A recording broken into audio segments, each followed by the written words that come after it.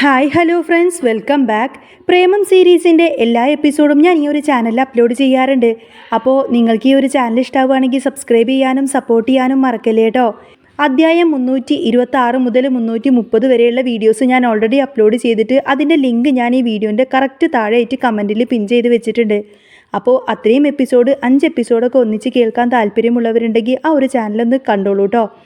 പിന്നെ നമുക്ക് തരുന്ന അതേ സപ്പോർട്ട് തന്നെ ആ ഒരു ചാനലിൽ സപ്പോർട്ട് ചെയ്യണേ. നിങ്ങളുടെ സബ്സ്ക്രൈബേഴ്സിൻ്റെ കൗണ്ട് കൂടുമ്പോഴായിരിക്കും ഞാൻ ഡെയിലി ഇതുപോലെ തന്നെ 5 എപ്പിസോഡ് വീഡിയോക്കെ ഇടുന്നത്. അപ്പോൾ നിങ്ങൾ പരമാവധി നമ്മുടെ ചാനൽ സബ്സ്ക്രൈബ് ചെയ്തിട്ട് വീഡിയോ കാണാൻ ശ്രമിക്കണം. അപ്പോൾ നമുക്ക് നെക്സ്റ്റ് അധ്യായത്തിലേക്ക് പോവാം. അധ്യായം 324.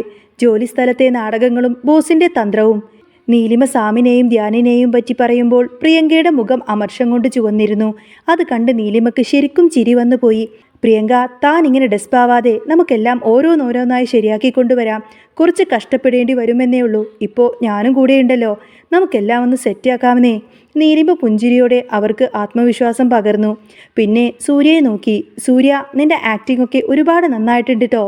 ഞാൻ ശ്രദ്ധിച്ചിരുന്നു. നീലിമ അവനെ അഭിനന്ദിച്ചു. ശരിക്കും? ആഹ്ലാദത്തോടെ അവൻ ചോദിച്ചു. അവൻ്റെ മുഖത്ത് ചെറിയൊരു ചമ്മൽ നിറഞ്ഞിരുന്നു. നീലിമ അവിടെ നിന്നും പോയതാണല്ലോ. അപ്പോൾ താൻ അടക്കമുള്ള ആരെയും ശ്രദ്ധിക്കില്ല എന്നാണ് അവൻ കരുതിയത്. പക്ഷേ ആ നിമിഷം അവന് വളരെയധികം സന്തോഷം തോന്നി. ശരിക്കും സൂര്യ, നീ ഈ ഫീൽഡിൽ ഒരുപാട് മുന്നിലാണ്. നിനക്കത് ഇതുവരെ മനസ്സിലായില്ലേ? നീലിമ പുഞ്ചിരിയോടെ ചോദിച്ചു. അവൻ വേഗത്തിൽ തന്നെ തല കുലുക്കി. ഇത്രയും നാളും ശ്യാമും ധ്യാനും അവനെ താഴ്ത്തിക്കെട്ടിയിരുന്നു. ആ സമയം അവൻ നന്നായി വിഷമിച്ചിട്ടുണ്ട്. തന്നെക്കൊണ്ട് ഒന്നിനും കഴിയില്ലെന്ന വിധത്തിൽ ഡിപ്രഷൻ അടിച്ചുവരെ അവൻ ഇരുന്നിട്ടുണ്ട്. അതാലോചിച്ചപ്പോൾ അവന് ശ്യാമിനോടും ധ്യാനിനോടും കടുത്ത നീരസം തോന്നി. പക്ഷേ ഇപ്പോൾ ഈ നിമിഷം അവനിലെ ആത്മവിശ്വാസം വർദ്ധിച്ചിരുന്നു. ഇനി പിന്നിലേക്ക് തിരിഞ്ഞു നോക്കേണ്ടി വരില്ലെന്ന് അവൻ ഉറപ്പായിരുന്നു. സ്റ്റാർഡമിലെ സീനിയർ ഓഫീസർ മോശമായി പെരുമാറിയാൽ പെട്ടെന്ന് തളർന്നു പോകുന്ന വ്യക്തിയാണ് സൂര്യ. പെട്ടെന്ന് ഒരു കാര്യത്തിലും ഡിസിഷൻ എടുക്കാൻ അവനറിയില്ല. അതിനെക്കുറിച്ച് ആരും അവനോട് പറഞ്ഞു കൊടുത്തിട്ടുമില്ല. നല്ല രീതിയിൽ ഗൈഡ് ചെയ്താലാണല്ലോ ഒരാളിൽ മാറ്റങ്ങൾ ഉണ്ടാവുന്നത്. കാര്യങ്ങൾ എങ്ങനെ ചെയ്യണം, ചെയ്യരുത്, എങ്ങനെയൊക്കെ മുന്നോട്ട് പോവരുത്, അതിനെക്കുറിച്ചൊക്കെ ആദ്യം വ്യക്തമായി മനസ്സിലാക്കണം. അതിനുവേണ്ടി ഒരു സ്ട്രോങ് സപ്പോർട്ട് എല്ലാവർക്കും ആവശ്യമാണ്. അത് ശരിയായി കിട്ടാത്തതിൻ്റെ പോരായ്മകൾ ഈ കാലയളവിൽ അവന് വേണ്ടുവോളം ഉണ്ടായിരുന്നു. പക്ഷേ നീലിമ വീണ്ടും തിരിച്ചെത്തിയത് അവനിൽ സമാധാനമുണ്ടാക്കി. ഇനി കാര്യങ്ങൾ നല്ല രീതിയിൽ മുന്നോട്ടു പോകണമെന്ന് അവന് ഉറപ്പായി. പ്രിയങ്കയിലും സൂര്യയിലും ആ നിമിഷം നിറഞ്ഞു നിന്നിരുന്ന ആത്മവിശ്വാസം ചെറുതൊന്നുമല്ല. കുറച്ചു നേരം 3 പേരും മുന്നോട്ടുള്ള കാര്യങ്ങളെപ്പറ്റി ചർച്ച ചെയ്തു. പിന്നെ ഒരു പ്ലാന് തയ്യാറാക്കി. ഉച്ചയ്ക്ക് ശേഷം സൂര്യക്ക് ഒരു ഷൂട്ടുണ്ട്. നീലിമ കമ്പനിയിലേക്ക് തിരിച്ചെത്തിയതറിഞ്ഞുകൊണ്ട് മാത്രമാണ് അവനിപ്പോൾ ഇങ്ങോട്ടേക്ക് വന്നത്. അത് അവൻ്റെ ഷൂട്ടിങ്ങിനെ ബാധിക്കുമോ എന്ന് നീലിമ ആശങ്കപ്പെട്ടു. അതുകൊണ്ട് ആദ്യം അവൻ്റെ ജോലി നടക്കട്ടെ, താൻ ഇനിയും ഓഫീസിലുണ്ടാകുമല്ലോ എന്ന് പറഞ്ഞ് അവൾ സൂര്യയെ തിരിച്ചയച്ചു. പിന്നെ അവൾക്കും അത്യാവശ്യം ചെയ്തു തീർക്കാനും മനസ്സിലാക്കാനും ഒരുപാട് കാര്യങ്ങളുണ്ടായിരുന്നു. അധികം വൈകാതെ നീലിമ ജോലി തിരക്കിലേക്ക് തിരിഞ്ഞു. അതിനിടയിലാണ് നീലിമയുടെ ഓഫീസിൽ ഫോൺ റിങ് ചെയ്തത്. കോൾ ഐ.ഡി ശ്രദ്ധിക്കാതെ തന്നെ അവൾ കോൾ അറ്റൻഡ് ചെയ്തു. Hello, Neelima here. നീലിമ പ്രതികരിച്ചു. നീലിമ, ഇത് ഞാനാ. മറുപുറത്തു നിന്നും കിരണിൻ്റെ ശബ്ദം അവൾ കേട്ടു. ശരിക്കും സിദ്ധാർത്ഥിൻ്റെ അതേ ശബ്ദം. ഇരുവരും സഹോദരങ്ങളാണല്ലോ, അതുകൊണ്ട് ഈ കാര്യത്തിൽ അത്ഭുതപ്പെടാനൊന്നുമില്ല. ഇരുവരും തമ്മിൽ ഇതുപോലെയുള്ള സാമ്യതകൾ ഇനിയും കാണുമെന്ന് നീലിമക്ക് തോന്നി. ഹായ് സർ, എന്തുപറ്റി? നീലിമ ശാന്തയായി ചോദിച്ചു. ഞാനിപ്പോൾ ഫ്രീ ആണ്, അതുകൊണ്ട് നീലിമ ഒന്ന് ഓഫീസ് റൂമിലേക്ക് വരാമോ? എനിക്ക് കുറച്ച് സംസാരിക്കാനുണ്ട്. അവൻ്റെ ഗൗരവം നിറഞ്ഞ ശബ്ദം കേട്ട് നീലിമയുടെ മനസ്സിൽ ചെറിയൊരു ആശങ്ക ഉടലെടുത്തു. ശരി, അവൾ നിസ്സംഗതയോടെ പറഞ്ഞു. പിന്നെ സ്വയം സമാധാനിക്കാൻ ശ്രമിച്ചുകൊണ്ട് തന്നെ ഫോൺ കട്ട് ചെയ്തു. എന്തായിരിക്കും വിളിച്ചതെന്ന് ആലോചിച്ചു. എന്നാൽ കിരണിൻ്റെ കാര്യമായതുകൊണ്ട് ഒന്നും മുൻകൂട്ടി പറയാൻ പറ്റില്ലെന്നും അവൾ ചിന്തിച്ചു. നീലിമ മുന്നിലുള്ള ഫയലുകളിലേക്ക് നോക്കി. ചുരുങ്ങിയ സമയം കൊണ്ട് അതൊന്നും മനസ്സിലാക്കാൻ കഴിഞ്ഞിട്ടില്ല. അതുകൊണ്ട് തൽക്കാലം അതെല്ലാം അവിടെ ഉപേക്ഷിച്ചു. എന്നിട്ട് നേരെ കിരണിൻ്റെ ഓഫീസ് റൂമിലേക്ക് പോയി. ഇതേ സമയം അവൻ ചെയറിൽ ചാഞ്ഞു കിടന്ന് എന്തൊക്കെയോ ചിന്തകളിലായിരുന്നു. വൈകാതെ തന്നെ ഡോറിൽ മുട്ടുന്ന ശബ്ദം അവൻ കേട്ടു. നീലിമയാണെന്ന് അവൻ അറിയാമായിരുന്നു. നീലിമ, പ്ലീസ് കമിൻ. അവൻ അവൾക്ക് അകത്തേക്ക് വരാനുള്ള അനുവാദം നൽകി. അപ്പോൾ തന്നെ നീലിമ ഡോർ തുറന്ന് കിരണിൻ്റെ മുന്നിലായി വന്നു നിന്നിരുന്നു. So what can I do for you? Neelima ചോദിച്ചു. ഒപ്പം അവൻ എതിർവശത്തുള്ള ചെയറിൽ സ്ഥാനം പിടിച്ചു. കിരണുമായി കൂടുതൽ ബന്ധം പുലർത്താൻ അവൾ ഒട്ടും തന്നെ താല്പര്യമില്ലായിരുന്നു. അതിനാൽ വിളിച്ചതിൻ്റെ കാര്യം അറിയാൻ അവൾ തിരക്കുകൂട്ടി. കിരൺ നെറ്റി ചുളിച്ചു. നീലിമയുടെ പ്രതികരണത്തിൽ അവൻ ഇഷ്ടക്കേട് തോന്നിയിരുന്നു. എന്താ നീലിമ ഇത്രയും ഫോർമലായി സംസാരിക്കുന്നേ? നമ്മളിപ്പോൾ ഒരു ഫാമിലി അല്ലേ? പരസ്പരം കണ്ടിട്ടും കുറച്ചായില്ലേ? എന്നിട്ട് തനിക്ക് എന്നോടൊന്നും പറയാനില്ലടോ? കിരൺ ചെറുതായി ചിരിക്കാൻ ശ്രമിച്ചുകൊണ്ട് ചോദിച്ചു. പേഴ്സണൽ കാര്യങ്ങളെക്കുറിച്ച് എനിക്ക് നിങ്ങളോടൊന്നും സംസാരിക്കാനില്ല. നീലിമ ശാന്തയായി പറഞ്ഞു. വേറൊന്നുമില്ലെങ്കിൽ ഞാൻ പോയിക്കോട്ടെ. എനിക്കിപ്പോൾ തന്നെ ഒരുപാട് ജോലികൾ ഇവിടെ പെൻഡിംഗ് ആണ്. സാറിന് എന്തെങ്കിലും എന്നോട് അർജൻറ്റായിട്ട് പറയാനുണ്ടെന്ന് തോന്നിയിട്ട് വന്നതാ ഞാൻ. ഓഫീസ് കാര്യങ്ങളെക്കുറിച്ച് എന്തെങ്കിലും സജഷനാണെങ്കിൽ പ്രിയങ്കയോട് പറഞ്ഞാൽ മതി. നീലിമ പറഞ്ഞത് കേട്ടതും കിരൺ പൊട്ടിച്ചിരിച്ചു. യെസ്, താനിപ്പോൾ ശരിക്കും മാറി, കണ്ടില്ലേ സംസാരത്തിൽ പോലും. എന്താ പറയുക, ധാർഷ്ട്യം അങ്ങനെയല്ലേ? അത് നല്ലതുപോലെ ഫീൽ ചെയ്യുന്നുണ്ട്. ഇപ്പോഴാണ് താൻ ശരിക്കും എൻ്റെ പെങ്ങളായത്. ഐ മീൻ സഹോദരൻ്റെ ഭാര്യ, കിരൺ പറഞ്ഞു. അവൻ്റെ പരിഹാസം കേട്ടിട്ട് നീലിമയ്ക്ക് വെറുപ്പ് തോന്നി. മറ്റെന്തെങ്കിലും ഉണ്ടോ? ഇല്ലെങ്കിൽ ഞാൻ പറഞ്ഞില്ലേ, എനിക്ക് ചില പേപ്പർ വർക്ക്സ് ഒക്കെ ഉണ്ട്, അത് പോയി ചെയ്യണം, അവൾ കർക്കശമായി പറഞ്ഞു. അവൾ ശരിക്കും ദേഷ്യത്തിലാണെന്ന് കിരണിന് തോന്നി. അതുകൊണ്ട് ഈ രീതിയിൽ തുടരാൻ അവനും ആഗ്രഹിച്ചില്ല. സോറി, ഞാനൊരു തമാശ പറഞ്ഞതാടോ, ഇനി അതിൽ പിടിച്ചു തൂങ്ങണ്ട, ഓക്കെ? അവൻ പറയുന്നതിനൊപ്പം ഡ്രോയർ തുറന്ന് അതിൽ നിന്നും ഒരു കാർഡ് എടുത്തു. പിന്നെ സംശയത്തോടെ നോക്കി നിൽക്കുന്ന നീലിമയ്ക്ക് നേരെ നീട്ടി. ഇന്ന് നൈറ്റ് തനിക്കൊരു വെൽക്കം പാർട്ടി അറേഞ്ച് ചെയ്തിട്ടുണ്ട്. ഇതിനുള്ള ഇൻവിറ്റേഷനാണിത്. വരാൻ നിനക്ക് ബുദ്ധിമുട്ടൊന്നും ഇല്ലല്ലോ അല്ലേ? കിരൺ ചോദിച്ചു. നീലിമ ചെറുതായിട്ടൊന്ന് സ്തംഭിച്ചു. പിന്നെ കൈ നീട്ടി ആ ലെറ്റർ വാങ്ങിച്ചു. താങ്ക് യു, ഞാൻ തീർച്ചയായിട്ടും വരും, നീലിമ പുഞ്ചിരിയോടെ പറഞ്ഞു. സത്യത്തിൽ ഈ പാർട്ടിയിൽ പങ്കെടുക്കാൻ അവൾക്ക് താല്പര്യമില്ലായിരുന്നു. പക്ഷേ എതിരഭിപ്രായം വല്ലതും പറഞ്ഞു കഴിഞ്ഞാൽ കിരണിന് ഇഷ്ടമാവില്ലെന്ന് അവൾക്കറിയാം. ചെറിയൊരു കാര്യം മതി അവൻ അവളോട് വിദ്വേഷം തോന്നാൻ. അവൻ്റെ അണ്ടറിൽ ജോലി ചെയ്യുമ്പോൾ പലപ്പോഴും താഴ്ന്നു കൊടുക്കേണ്ടി വരും. അല്ലെങ്കിൽ സ്വസ്ഥതയും സമാധാനവും കിട്ടില്ലെന്ന് നീലിമക്കറിയാം. ജോലി ചെയ്യാൻ ശാന്തമായൊരു അന്തരീക്ഷം ഏതൊരു വ്യക്തിക്കും ആവശ്യമാണ്. ആ ചിന്തയോടെ നീലിമ യാത്ര പറഞ്ഞ് പുറത്തേക്ക് ഇറങ്ങിപ്പോയി. ഇരു കൈകളും പിണച്ചുവെച്ച് അവൾ പോകുന്നത് നോക്കി കിരൺ നിന്നു. അവൻ്റെ ചുണ്ടിൽ വല്ലാത്തൊരു പുഞ്ചിരി ഉണ്ടായിരുന്നു. ഇന്ന് രാത്രി എന്തായാലും അടിപൊളിയായിരിക്കും, അവനൊരു താളത്തോടെ പറഞ്ഞു. ഇതേ സമയം നല്ല ടെൻഷനോടെയാണ് നീലിമ സ്വന്തം ഓഫീസ് റൂമിലേക്ക് എത്തിയത്. സിദ്ധാർത്ഥിനോട് ഈ പാർട്ടിയെക്കുറിച്ച് എങ്ങനെ പറയണമെന്ന് അവൾ മനസ്സിൽ ആസൂത്രണം ചെയ്തു. ആ സമയത്ത് ഓഫീസിലേക്ക് വന്ന ഒരാളെക്കുറിച്ച് അവൾ അറിഞ്ഞിരുന്നില്ല. അത് മറ്റാരുമല്ല, സാമലക്സ് തന്നെയായിരുന്നു.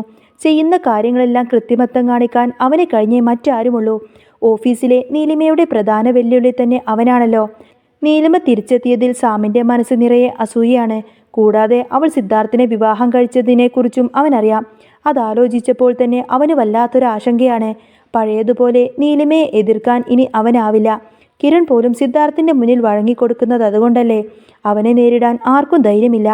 അപ്പോൾ തന്നെ പോലൊരാളോ എന്തെങ്കിലും ചെയ്യാൻ ഒരുങ്ങും മുൻപേ 100 വട്ടം ചിന്തിക്കണം. അങ്ങനെയെല്ലാം ചിന്തിച്ചുകൊണ്ട് അവൻ ദേഷ്യത്തിലും അമർഷത്തിലും കിരണിൻ്റെ ഓഫീസ് റൂമിലെത്തി. ആ സമയം കിരൺ പുറത്തു നോക്കി സിഗരറ്റ് വലിക്കുകയായിരുന്നു. കിരൺ സാർ, അപ്പോൾ നീലിമ ശരിക്കും തിരിച്ചു വന്നോ? കേട്ട വാർത്ത ഉറപ്പിക്കാനെന്നവണ്ണം സാം ചോദിച്ചു. ഇതുവരെ ഒരു എതിരാളി ഇല്ലാത്തതുകൊണ്ട് സാം അവിടെ നല്ല സന്തോഷത്തിലായിരുന്നു. പക്ഷേ നീലിമ തിരിച്ചു വന്നതോടുകൂടെ തന്നെ ആ സന്തോഷം പോയി കിട്ടി. വന്നു, കിരൺ ശാന്തമായി പറഞ്ഞു. പക്ഷേ അവൻ്റെ കണ്ണുകളിൽ ഒരു നിഗൂഢഭാവമുണ്ടായിരുന്നു. അപ്പോൾ സാറിന് അവളെ വേണ്ടേ? സാം ചോദിച്ചു. കിരൺ ഒന്നും മിണ്ടിയില്ല. അവൻ അല്പം മോശം മാനസികാവസ്ഥയിലാണെന്ന് സാമിന് മനസ്സിലായി. അതുകൊണ്ട് അതിനെക്കുറിച്ച് കൂടുതലൊന്നും ചോദിക്കാൻ അവൻ ധൈര്യമായിരുന്നില്ല. ഇതിനിടയിൽ ട്രാക്കൊന്ന് മാറ്റിപ്പിടിക്കാൻ തീരുമാനിച്ചുകൊണ്ട് തന്നെ സാം ചിരിച്ചു. Sorry sir. സർ അതിനെപ്പറ്റി എന്നോട് എങ്ങനെ പറയുമല്ലേ? ഞാനും നീലിമയും നല്ല കൊളീഗ്സ് അല്ലേ? അപ്പോൾ പിന്നെ അവൾ ഈ ഓഫീസിൽ വേണ്ടെന്ന് എനിക്ക് എങ്ങനെ ചിന്തിക്കാൻ കഴിയും? സാം പറഞ്ഞതോടെ കിരൺ പുച്ഛത്തോടെ ചിരിച്ചു. അതെ സാം, എനിക്ക് മുന്നിൽ ഓവർ ആക്ട് ചെയ്യല്ലേ. നിന്നെ എനിക്കറിഞ്ഞൂടെ? മനസ്സിൽ ഒന്ന് വെച്ചിട്ട് വായ കൊണ്ട് മറ്റൊന്ന് പറയാൻ നിന്നെ കഴിഞ്ഞേ ആളുള്ളൂ. അതുകൊണ്ട് താൻ എന്തിനാ ഇപ്പോൾ ശരിക്കും ഇങ്ങനെ ചിന്തിക്കുന്നതെന്ന് എനിക്കറിയില്ല. ഏത് പൊട്ടനും മനസ്സിലാവും. കിരൺ പരിഹസിച്ചതും സാമിൻ്റെ മുഖം ഇളറി. പെട്ടെന്ന് തന്നെ സാം തൻ്റെ യഥാർത്ഥ വികാരം പ്രകടമാക്കി. അസൂയ കൊണ്ട് അവൻ്റെ മുഖം വലിഞ്ഞു മുറുകിയിരുന്നു. ആ സ്ത്രീ നീലിമ, അവൾ ഇനി സിദ്ധാർത്ഥ സാറിൻ്റെ വൈഫായി.